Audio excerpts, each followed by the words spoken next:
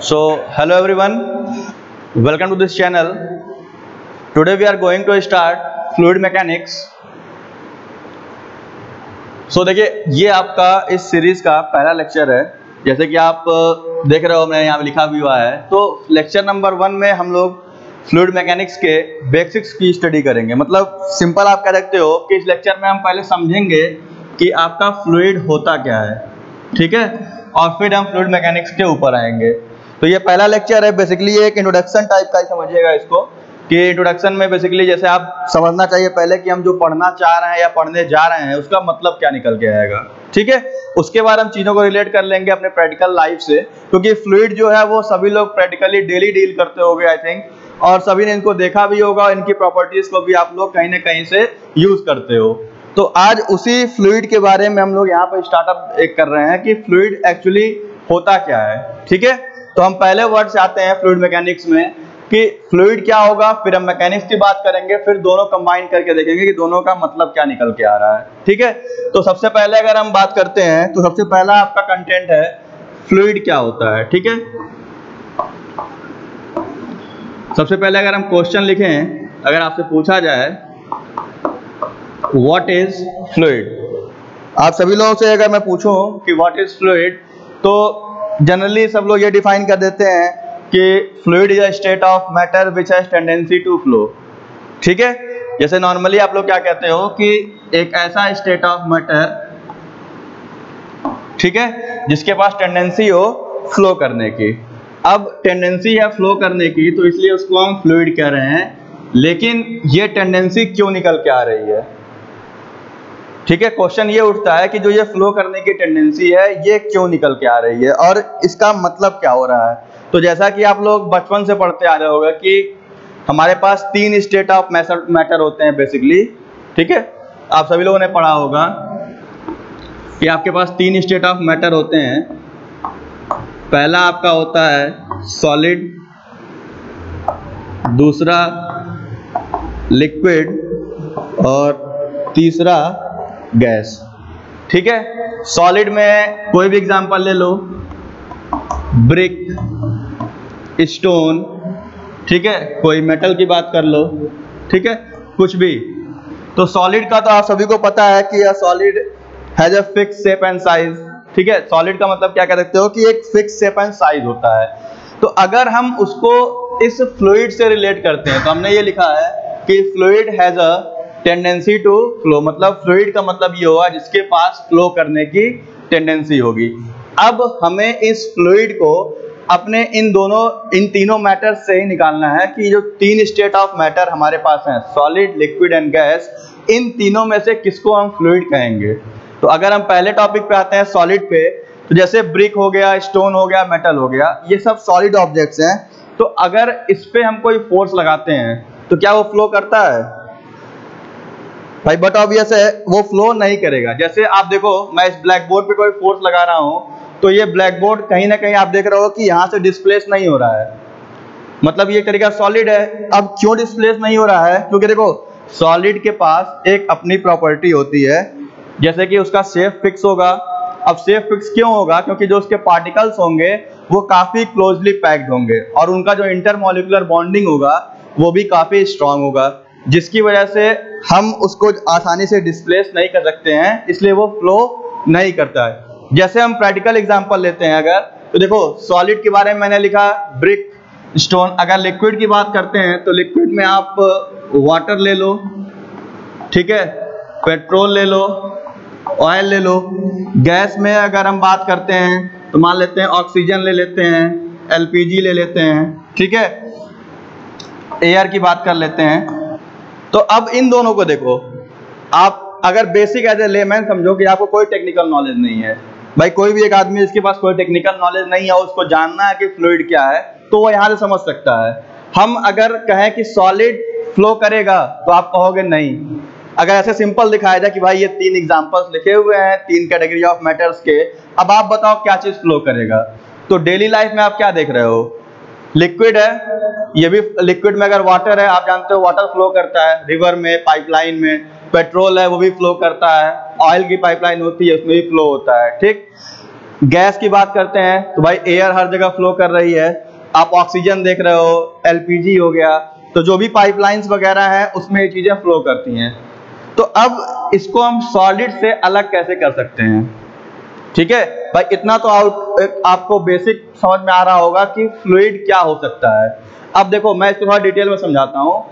Solid के ऊपर आते हैं। ठीक है, सॉलिड जैसे आप समझो अपनी बॉडी को, क्या आपकी बॉडी फ्लो कर सकती है? नहीं फ्लो करेगी, क्योंकि आप क्या करोगे, जैसे देखो आपको कहीं जाना होता है तो आप क्या करते हो, एक बाइक यूज करते हो, कार का यूज करते हो। ठीक है, अगर आपको एलिवेशन चेंज करना है तो आप लिफ्ट का यूज करते हो। आप मॉल्स में गए होगे तो आपको लिफ्ट मिलती है, स्टेयरकेस मिलता है, एक्सीलेटर मिलते हैं। क्यों? क्योंकि आप सॉलिड हो, आपको हम फोर्स लगा के डिस्प्लेस नहीं कर सकते हैं। ठीक है, क्योंकि आप में डिफॉर्मेबिलिटी नहीं है, मतलब कहने का यह है कि आप डिफॉर्म नहीं होगे, इसलिए हम आपको फ्लो नहीं करा सकते हैं। आप देखो, आपको कहीं भी आपको ब्रिक लेके आना है, सैंड लेके आना है, सीमेंट लेके आना है, तो आप क्या करते हो, एक कन्वेइंग मीडियम यूज करते हो, एक आप उसके लिए कोई आप कहते हो डीसीएम यूज करते हो, कोई ट्रॉली यूज करते हो, जिसमें वो सामान रख करके आपके घर आता है। लेकिन अगर आप पानी की बात करो तो आपके घर में पाइपलाइन होगी, या जो लोग गवर्नमेंट क्वार्टर्स में रहते होंगे उनको वाटर सप्लाई मिलती होगी। वहां क्या होता है कि क्या हम टैंक आपके घर लेके आते हैं या पाइप आपके घर आती है? बस एक बार हमने पाइप का लेआउट कर दिया, हमने एक वाटर हेड टैंक रख दिया है कहीं काफी दूर आपके घर के, तो वो एक water head tank pressure deliver करेगा उस लिक्विड के ऊपर, और लिक्विड उस प्रेशर से आपके घर तक पहुंच जाएगा। ठीक है, लेकिन ये चीजें सॉलिड के साथ पॉसिबल नहीं होती हैं। भाई अगर हमारा कोई ब्रिक आपका रखा है, आपके घर से 10 किलोमीटर दूर रखा है, तो हमारे पास कोई ऐसा मीडियम नहीं है कि हम वहां कोई फोर्स लगा दें, कोई पाइपलाइन के थ्रू उसको हम आपके घर पहुंचा दें, ये पॉसिबल नहीं है। ठीक है, आपको बेल्ट कन्वेयर यूज करना पड़ेगा। फैक्ट्रीज में देखते हो कि सामान यहाँ से वहां ले जाने के लिए बेल्ट कन्वेयर लगते हैं। ठीक है, जबकि फ्लूइड में क्या होता है, आपको कहीं पानी ले जाना है तो आप क्या करते हो, एक पंप लगाते हो, पाइपलाइन लगा देते हो, उसमें क्या होगा फिर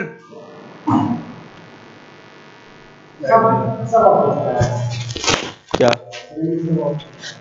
गया कि बचा?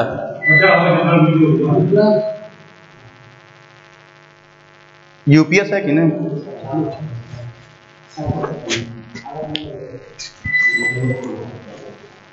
की वजह से कुछ कनेक्टिविटी इश्यूज हैं। ठीक है, पॉज करना,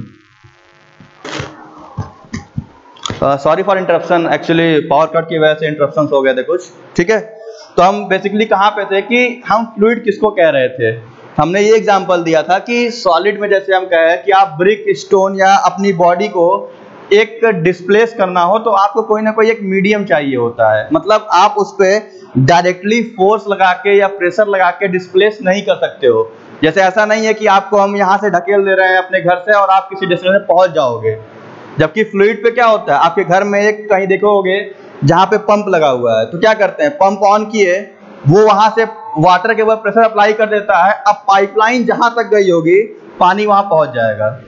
ठीक है, तो ये जो फ्लो वाली टेंडेंसी है ये किस तरीके से आ रही है, तो इसको हम समझते हैं। अगर हम किसी सॉलिड का एक डायग्राम लेते हैं, ठीक है, कोई एक ब्लॉक डायग्राम लेते हैं, मान लीजिए ये कोई स्ट्रक्चर है किसी सॉलिड का, तो सॉलिड में क्या होता है कि सारे मॉलिक्यूल्स क्लोजली पैक्ड होते हैं। ठीक है, इस तरीके से अगर मैं मॉलिक्यूल्स को बनाता हूं तो आप देखोगे सॉलिड का स्ट्रक्चर एकदम फिक्स होगा और सारे मॉलिक्यूल्स एक ऑर्गेनाइज्ड मैनर में रखे होंगे, और इन सब में क्या होगा, सब में कहीं ना कहीं आपका आपस में एक बॉन्डिंग होता है। दिख रहा है आपको, मतलब सॉलिड में जो इंटरमॉलिक्यूलर बॉन्डिंग होगी वो आपकी काफी स्ट्रांग होगी।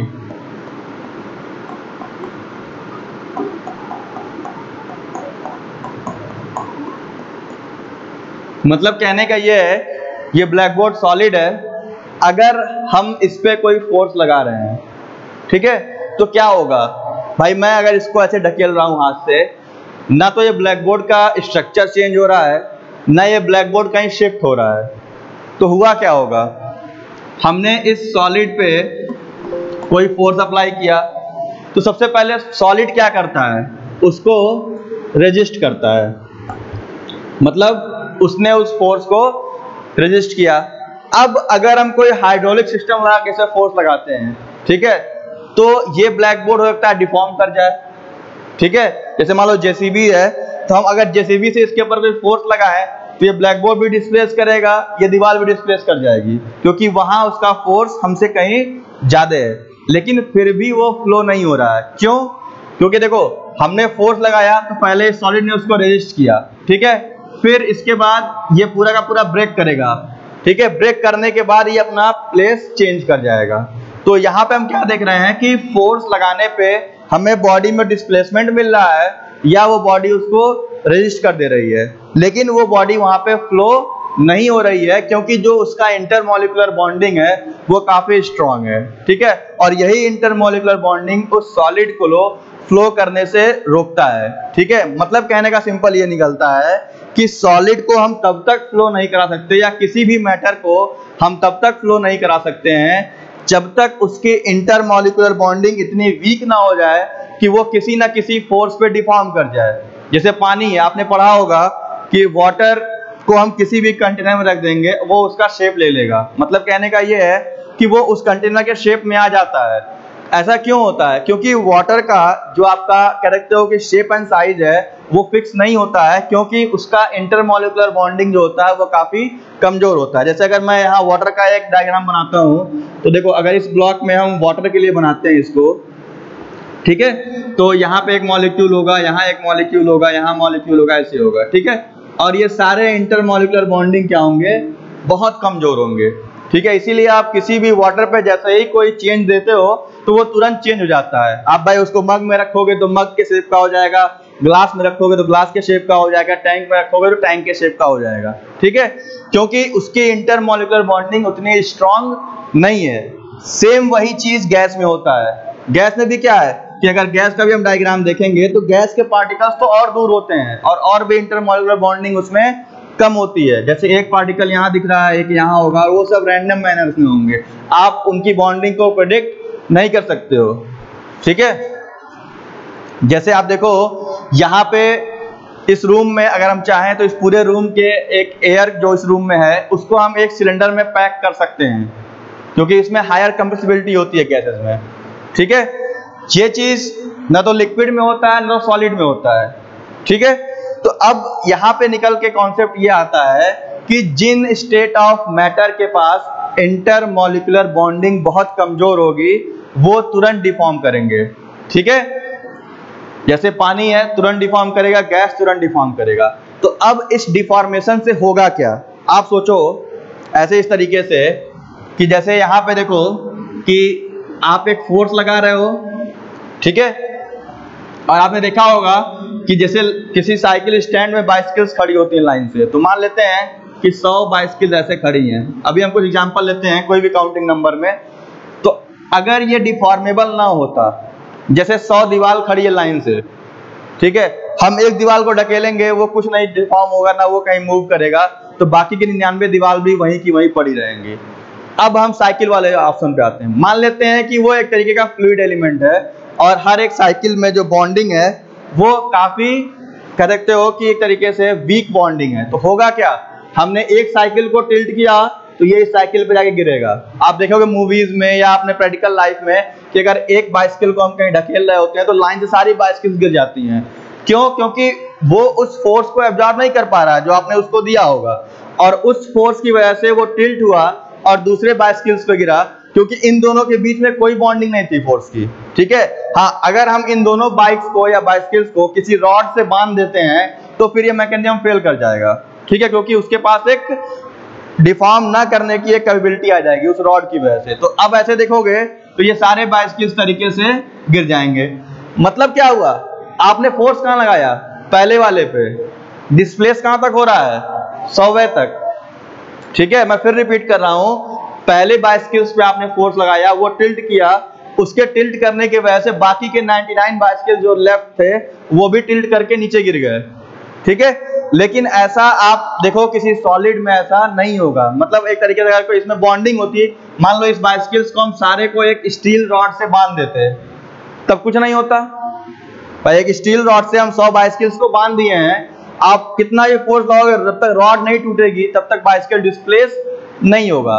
यही सेम कॉन्सेप्ट यूज होता है फ्लो कराने के लिए टेंडेंसी में, जिसको हम लिखते हैं ना टेंडेंसी टू फ्लो। तो अब ये कैसे यहाँ दिख रहा है, आप देखो एक मॉलिक्यूल था, अब हम फ्लूइड पे आ जाते हैं, ठीक है।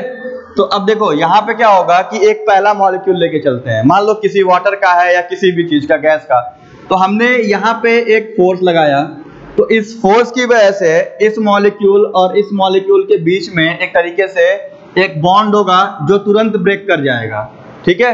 ब्रेक करने के साथ ही साथ क्या होगा कि ये कि जब ब्रेक कर रहा होगा तो जो इसके पास यहाँ पे इसका मोमेंटम होगा, जो इसका मोमेंटम इस मॉलिक्यूल का होगा पहले वाले का, ये दूसरे वाले पे ट्रांसफर हो जाएगा, ठीक है, जिसको हम लोग Newton second law of motion में कह रहे हैं, पढ़ते हैं। तो एक तरीके से उसको समझो कि Newton second law of motion से इसको हम लोग डील कर रहे हैं, ठीक है। तो जो dmv/dt निकल के आ रहा है चेंज इन मोमेंटम वाले से, तो उस कॉन्सेप्ट से इसको हम स्टडी कर रहे हैं। तो यहाँ पे क्या होगा कि जैसे ही एक पार्टिकल के ऊपर फोर्स लगा, वो दूसरे पार्टिकल पे अप्लाई किया और फिर वो तीसरे पार्टिकल पे अप्लाई हुआ, ठीक है।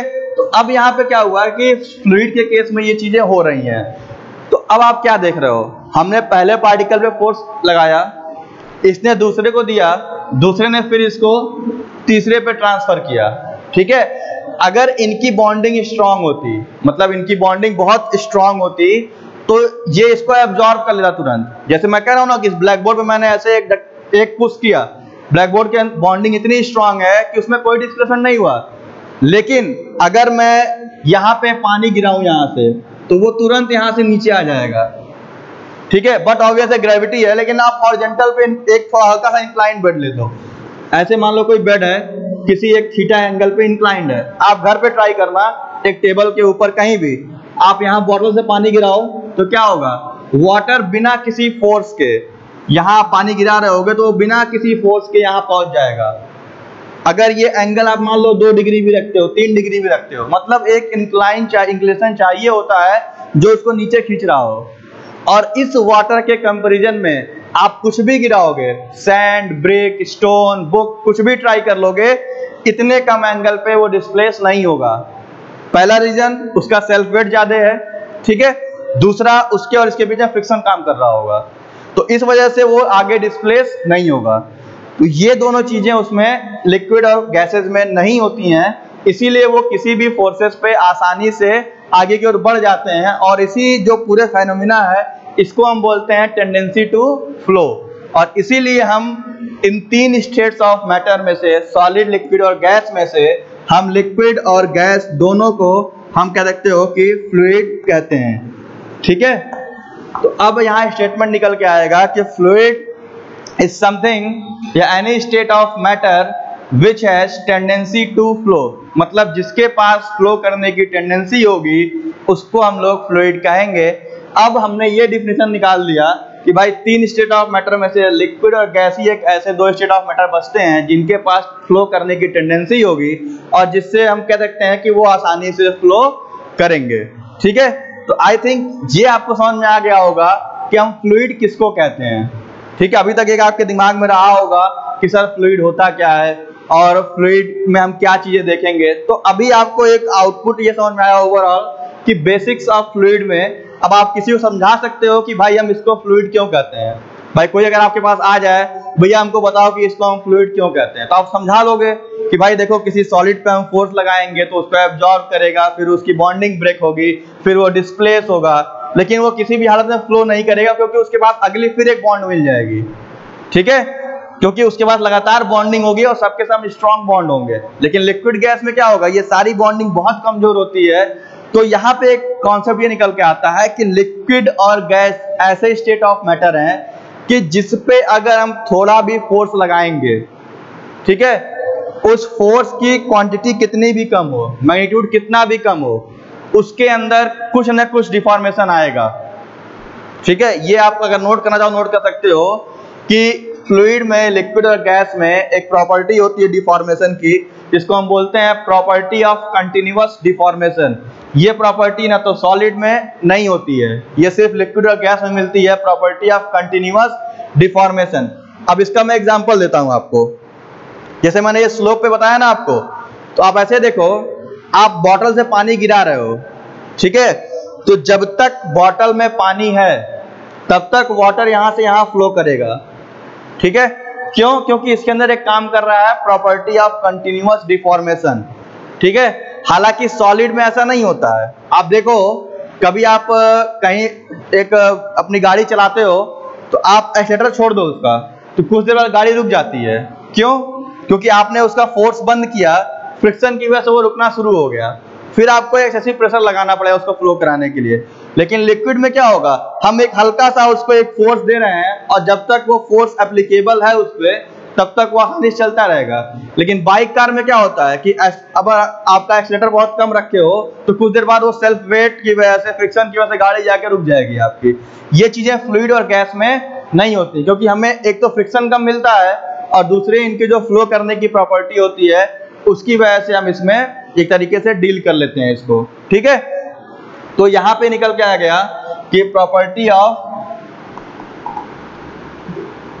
कंटिन्यूअस डिफॉर्मेशन, ये एक इंपॉर्टेंट प्रॉपर्टी है। आपके ऑब्जेक्टिव में पूछ सकता है कि हम फ्लूइड क्यों कह रहे हैं, या सिंपल आप कह सकते हो कि anything with a tendency to flow by virtue of which property. तो आप वहां पे ऑप्शन ये टिक करोगे कि due to the continuous deformation the matter has a tendency to flow, ठीक है। अब ये कंटिन्यूअस डिफॉर्मेशन है, इसका मैं एग्जांपल और देता हूं, आपको बेटर समझ में आ जाएगा इससे, ठीक है। थोड़ा मैं आगे चलता हूं, लेकिन हाँ मैं उसको बाद में कवर भी करूंगा डिटेल में, लेकिन अभी एग्जांपल के तौर पे आप समझो। मैं अगर एक ओवरहेड टैंक का एग्जांपल लेता हूं, ओवरहेड टैंक का मैं अगर एक एग्जांपल लेता हूं, तो आप सभी लोग ओवरहेड टैंक का अगर ऐसे देखो तो जो कॉलोनी में बड़ी बड़ी टंकी होती है पानी की उसको ले लो, नहीं तो जो आपके घर में छत के ऊपर एक पानी की टंकी रखी है उसको भी ले सकते हो, ठीक है। आपको सिंपल एक कॉन्सेप्ट समझना है कि जो कंटिन्यूअस डिफॉर्मेशन हो रहा है वो फ्लो कैसे करा रहा है, ठीक है। तो देखो, हम एक कंटेनर लेते हैं, इस कंटेनर में क्या किया गया है, हमने यहां तक पानी फिलअप किया। आई थिंक सबको दिख रहा होगा, ये आपका वाटर लेवल है। तो यहां पे क्या हो रहा है, आपने इसका एक अभी फॉर्मूला हाइड्रोस्टैटिक लॉ के अकॉर्डिंग आता है जो हम लोग आगे पढ़ेंगे अभी, P is equal to rho into G into H से। तो इसके अकॉर्डिंग हम इसको थोड़ा बताने की कोशिश कर रहे हैं, या सिंपल अगर ये नहीं भी आता है तब भी आप इतना समझो कि क्योंकि आप ये डेली यूज करते हो, भाई सबके घर में पानी की टंकी छत पे रखी होगी, सभी लोग पानी उसमें स्टोर करते होगे, डेली यूज करते होगे। तो मैं वही चीज समझा रहा हूँ कि कंटिन्यूअस डिफॉर्मेशन कैसे एक्ट करता है आपके घरों में या डेली लाइफ में। आपने छत के ऊपर अपने जो पानी की टंकी है उसमें पानी फिलअप कर दिया, अब सोचो हो क्या रहा होगा। इस टैंक में अगर मान लो आपके घर के ऊपर टैंक है, उसकी हाइट 1 मीटर है फॉर एग्जाम्पल, ठीक है। तो अगर हम इसका इस बॉटम पे प्रेशर कैलकुलेट करते हैं सिंपल, तो आप देखो P is equal to rho G H, आप लोग पहले ही पढ़े होगे, नहीं पढ़े होगे तो मैं अभी इसको अगले लेक्चर में पढ़ाऊंगा प्रॉपर्टीज में, ठीक है। तो P बराबर रो इंटू जी, तो रो होता है डेंसिटी, तो डेंसिटी आपका पानी का हम लोग लेके चलते हैं 1000 kg पर मीटर क्यूब, ठीक है। G हम यहाँ पे 10 ले लेते हैं कैलकुलेशन के लिए ताकि हमारा कैलकुलेशन इजी हो जाए, और ये 1 मीटर आपका H दिया है, ठीक है। तो अगर हम यहाँ से प्रेशर निकालते हैं तो ये प्रेशर कितना हो जाएगा आप बताओ, 1000 इंटू 10 इंटू 1। तो अब देखो कि इसका जो ये प्रेशर निकल के आ रहा है कितना आ रहा है, ये आपका आ जा रहा है 10,000 न्यूटन पर मीटर स्क्वायर। तो आप ये देखो कि आपका 1 मीटर हाइट पे इसके बेस पे 10,000 न्यूटन पर मीटर स्क्वायर का प्रेशर जनरेट हो रहा है। अब ये प्रेशर क्या कर रहा होगा, यहाँ पे हमने एक आउटलेट लिया पाइपलाइन का, ये आपका एक पाइपलाइन का आउटलेट है। तो इस पाइपलाइन के आउटलेट पे क्या हो रहा होगा, आप देखो कि जैसे यहाँ से प्रेशर लग रहा होगा तो ये इस लेयर के ऊपर एक फोर्स लगा रहा होगा, ठीक है। ये पूरा का पूरा लिक्विड का जो सेल्फ वेट है वो इसको नीचे की ओर एक प्रेशर अप्लाई कर रहा होगा, और जब तक इस टैंक में पानी रहेगा तब तक इस प्रेशर की वजह से ये पूरा वाटर आपको जहां भी डिलीवर करना है वहां आपका डिलीवर हो जाएगा, ठीक है। अब यहाँ पे ये कंटिन्यूअस डिफॉर्मेशन एक्ट कैसे करता है, आपने पानी फिलअप कर दिया, इस टैंक में प्रेशर जनरेट हो गया, ठीक है, मतलब इस ओवरहेड टैंक में प्रेशर जनरेट हो गया। अब जब तक इस टैंक में पानी है तब तक आप घर पे टैप ओपन करोगे, नीचे आपको पानी मिलेगा, ठीक है। सभी लोग ऑब्जर्व करना, जब तक आपके घर के पानी की टंकी में पानी रहता है तब तक आपको नीचे पानी मिलता है, ना तो आपको उसके लिए मोटर ऑन करना पड़ता है, ना आपको कहीं उसके लिए एक एक्सेसिव प्रेशर लगाना पड़ता है। ठीक है, क्यों? क्योंकि वहां पे आपको एक कंटिन्यूअस डिफॉर्मेशन की प्रॉपर्टी काम कर रही होती है, क्योंकि जैसे वो नीचे प्रेशर अप्लाई करेगा तो लिक्विड के पार्टिकल्स के ऊपर एक मोमेंटम ट्रांसफर होगा और वो फिर एक चेन बन जाएगी, पहला पार्टिकल दूसरे पे, दूसरा तीसरे पे, तीसरा चौथे पे, और वो तब तक काम करेगा जब तक आपका ये प्रेशर यहाँ पे अप्लाई हो रहा है। ठीक है, अब आप सिंपल ये बताओ कि अपने घर पे आप कैसे जज करते हो कि आपके टंकी का पानी खत्म हो गया है। ठीक है, सभी लोग को डेली लाइफ में मिलता होगा कि भाई टंकी का पानी खत्म हो रहा है, मोटर ऑन कर दो। क्या करते हो? आपको जब लगता है कि टैप में वाटर की क्वांटिटी कम हो गई है या वाटर का प्रेशर कम हो गया है, तो आपको ये लग जाता है कि हाँ ऊपर टंकी में पानी हमारा खत्म हो रहा है, मतलब कि ये वाटर लेवल जो यहाँ पे था अब ये वाटर लेवल यहाँ कहीं पहुंच गया है, जिसकी वजह से ये जो एप्लीकेशन होता है प्रेशर का ये कम हो जा रहा है और आपको यहाँ क्वांटिटी और प्रेशर दोनों में एक तरीके से गिरावट मिल जाती है। ठीक है, तो यहाँ पे आप क्या देख रहे हो कि इसी कंटिन्यूअस डिफॉर्मेशन प्रॉपर्टी की वजह से आपका ये फ्लो हमेशा मिलता रहता है, क्योंकि हमने एक बार प्रेशर जनरेट कर दिया है ऊपर उस टैंक में और उस प्रेशर की वजह से वो लगातार उस लिक्विड को नीचे सप्लाई देते रह रहा है। ठीक है, तो ये होता है कंटिन्यूअस डिफॉर्मेशन प्रॉपर्टी, जिसकी वजह से हमारा लिक्विड और गैस दोनों फ्लो करता है। ठीक है, और सॉलिड में ये प्रॉपर्टी नहीं होती है। भाई इसी टैंक में आप क्या करो, घर जाके बालू फिलअप कर दो, तो नीचे आप टैप ओपन करोगे, कुछ देर बालू मिलेगा, कुछ देर बाद बालू मिलना बंद हो जाएगा। क्यों? क्योंकि सॉलिड है यार, उसमें उतनी फ्लो करने की या डिफॉर्मेशन की उतनी अच्छी प्रॉपर्टी नहीं होगी। ठीक है, तो इसलिए हम उसको इस तरीके से फ्लो नहीं करा सकते हैं। तो ये तो हो गया ओवरऑल फ्लूइड का डिफिनीशन कि फ्लूइड का बेसिक इंट्रोडक्शन क्या होगा। अब इसमें दूसरा वर्ड है आपका मैकेनिक्स का। ठीक है, तो मैकेनिक्स आप डिफाइन करो, क्या डिफाइन करते हो? सभी लोग मैकेनिक्स आज से नहीं बचपन से पढ़ते आ रहे होगे यार। तो मैकेनिक्स अगर मैं सिंपल लैंग्वेज में कहूँ कि mechanics is a branch of science which deals with the forces acting on a body, अगर मैं एकदम सिंपल बताना चाहूँ कि मैकेनिक्स एक ऐसी ब्रांच होती है जिसमें हम किसी भी बॉडी पे लग रहे फोर्सेस की स्टडी करते हैं कि भाई कोई बॉडी में फोर्स लग रहा है तो वो कितना डिस्प्लेस हुआ, कितना डिफॉर्म हुआ, कितना ब्रेक हुआ, क्या चेंजेज आया उसके शेप एंड साइज में, ये सारी स्टडी होती है मैकेनिक्स में। ठीक है, यानी study of forces on a body. अब उस बॉडी को हमने क्या कह दिया है? फ्लूइड। यहाँ पे इस पूरे सिलेबस में यूनिट में आप क्या पढ़ोगे कि उस बॉडी का नाम ने फ्लूइड रख दिया। तो यानी फ्लूइड के ऊपर लग रहे फोर्सेस की जो स्टडी होगी उसको हम बोलेंगे फ्लूइड मैकेनिक्स। अब यहाँ पे एक चीज ध्यान दीजिएगा, हमें दोनों चीजें लेके चलनी है। या तो हम उस फ्लूइड के ऊपर कोई एक्सटर्नल फोर्स लगाएंगे, मतलब कहने का यह है कि किसी एक्सटर्नल एजेंट से उस पर फोर्स लग रहा होगा। जैसे आप समझो मोटर है, मोटर क्या करता है? पानी के ऊपर प्रेशर अप्लाई करता है, तो वहां पे वो मोटर एक एक्सटर्नल एजेंट हो गया, तो वो भी फ्लूइड मैकेनिक्स में आएगा कि किसी फ्लूइड के ऊपर एक मोटर के द्वारा यानी एक्सटर्नल एजेंट के द्वारा क्या फोर्स लग रहा है और उससे कितना फोर्स जनरेट हुआ, प्रेशर जनरेट हुआ, कितना मूवमेंट हुआ, कितना डिस्चार्ज मिला, ये सारी चीजें वहां पे आ गई। ठीक, अब इसके अलावा इंटरनल की बात करो, जैसे मैंने बताया ओवरहेड टैंक, यहाँ पे क्या था? आपने पानी स्टोर कर दिया, अब पानी के सेल्फ वेट से उसके ऊपर प्रेशर लग रहा है, तो वहां पे क्या हो रहा होगा कि वो उसका इंटरनल एजेंट हो गया। एक्सटर्नल एजेंट का मतलब जब बाहर से हम उस पर प्रेशर डेवलप कर रहे हैं, और इंटरनल एजेंट का मतलब क्या हो गया कि जब उसके अंदर खुद का कोई एजेंट उसके ऊपर प्रेशर अप्लाई कर रहा है। जैसे ये ओवरहेड टैंक था, इसमें पार्टिकल्स थे वाटर के और वही वाटर पार्टिकल्स इसके ऊपर प्रेशर अप्लाई कर रहे थे। ठीक है, तो यहाँ पे इस पूरे फेनोमिना में इंटरनल प्रेशर सिस्टम काम कर रहा है, मतलब उस फ्लूइड का खुद का पार्टिकल खुद के पार्टिकल के ऊपर फोर्स लगा रहा होगा, तो वहां उसमें इंटरनल फोर्स ऑफ एक्शन देखने को मिल रहा होगा कि उसमें जो भी चेंजेस आएंगे वो अब आपका इंटरनल फोर्सेस की वजह से चेंजेस आएंगे। लेकिन यही चीज अगर हम किसी एक्सटर्नल एजेंट से कराएं, किसी पंप से कराते हैं, तो वहां पे वो एक्सटर्नल फोर्स हो गया। तो अब इस फ्लूइड मैकेनिक्स में दोनों चीजें आ जाएंगी आपकी, एक्सटर्नल प्रेशर भी, फोर्स भी, और इंटरनल प्रेशर फोर्स भी। मतलब कहने का ये है कि अगर किसी एक्सटर्नल एजेंट से कुछ फ्लो मिलता है उसकी भी स्टडी नहीं होगी, और इंटरनली कोई अगर प्रेशर फोर्स मिल रहा होगा तो उसकी स्टडी भी हम इसी यूनिट या इसी सिलेबस के अंदर ही करेंगे। ठीक है, तो ये आपका कहलाएगा ओवरऑल फ्लूइड मैकेनिक्स।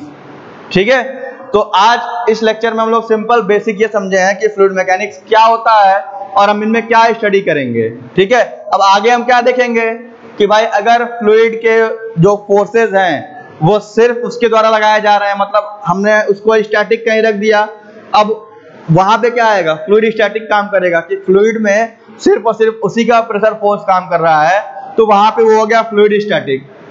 अब इसी में आगे अगर हम बात करें कि उस फ्लूइड को किसी एक मीडियम के थ्रू हम मूव करा दें और उस मीडियम के थ्रू होने वाला प्रेशर काउंट ना किया जाए, तो वो हो जाएगा फ्लूइड काइनेमेटिक्स। मतलब जहां पे हम फ्लूइड को फ्लो तो करा रहे हैं लेकिन जो एजेंट फ्लो करा रहा है उसके फोर्स को काउंट हम नहीं करेंगे, तो वो हो जाएगा फ्लूइड काइनेमेटिक्स। तीसरा स्टेप क्या आएगा कि हम फ्लूइड को फ्लो करा रहे हैं along with considering the forces generated by the system। मतलब कहने का ये हुआ कि जो फ्लूइड फ्लो कर रहा है उस पर कितना फोर्स लगा, किसके द्वारा लगाया गया, कितना फ्रिक्शन आया, इन सब की स्टडी करेंगे तो हो जाएगा फ्लूइड डायनेमिक्स।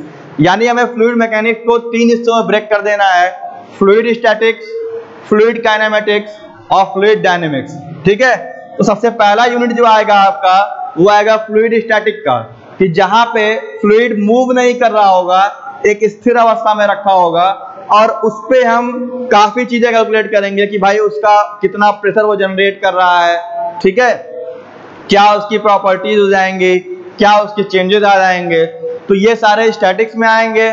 फिर हम धीरे धीरे मोशन की ओर चलेंगे इसमें। ठीक है, तो अभी ये आपका पहला लेक्चर था जो कि एक बेसिक इंट्रोडक्शन था किसी की चीज का एक तरीके से, तो ये आपका था basic introduction of fluid mechanics. अगर आपको इस लेक्चर में कोई भी प्रॉब्लम है, कोई भी पॉइंट ना समझ में आया हो तो उसको आप दोबारा आप मुझे इसमें कमेंट कर सकते हो नीचे लिंक में, तो मैं उसका आंसर कर दूंगा आपको दोबारा। कोई भी टॉपिक अगर इस पूरे जो मैं पढ़ाया हूँ आपको कोई चीज समझ में ना आया हो, कोई पॉइंट, तो आप उसमें प्लीज कमेंट कर दीजिएगा, मैं उसको देख लूंगा आगे चल के। ठीक है, so thank you very much for watching, see you in the next lecture, thank you very much.